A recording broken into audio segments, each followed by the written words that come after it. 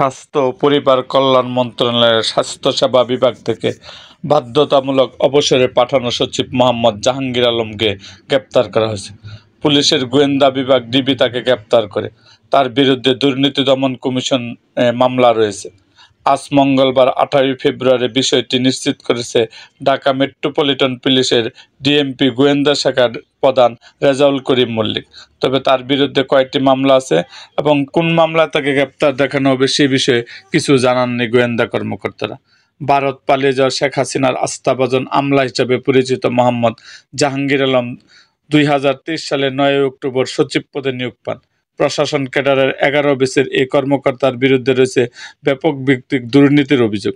দুদকের অনুসন্ধানে প্রাপ্ত তথ্য মতে জাহাঙ্গীর আলম এবং তার স্ত্রী মুমেনা আলম ওরফে মুমেনা বেগমের বিরুদ্ধে রয়েছে কোটি কোটি টাকার অবৈধ সম্পদ অর্জনের অভিযোগ। জাহাঙ্গীরের আয়কর নথিতে উল্লেখিত সম্পদের পরিমাণ ও তার প্রাপ্ত বেতন ভাতার চেয়ে অনেক বেশি। দিনের ভোট রাতে নেওয়ার অন্যতম কারিগর ছিলেন জাহাঙ্গীর। তিনি শেখ হাসিনার এতটাই আস্থাভাজন ছিলেন যে 2012 সালের নভেম্বর থেকে 2016 সালে পর্যন্ত প্রধানমন্ত্রীর সহকারী একান্ত সচিব 1 হিসেবে দায়িত্ব পালন করেন। ছাত্রলীগ নেতা থেকে আমলা বনে যা জাহাঙ্গীরের কর্মজীবন জুড়ে বেশিরভাগই সময়ে দুর্নীতি প্রবণ প্রতিষ্ঠানে চাকরি করেছেন।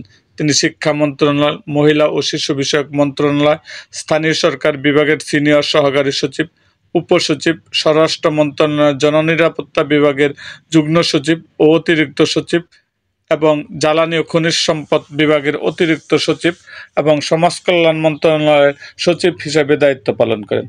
5ই আগস্ট ক্ষমতা থেকে উৎখাত শেখ হাসিনা ভারতে পালিয়ে গেলে প্রথম ধাক্কায় তাকে বাধ্যতামূলক অবসরে পাঠায় অন্তর্বর্তী সরকার। এরই মধ্যে তিনি সস্ত্রীক দেশ থেকে চেষ্টা চালান।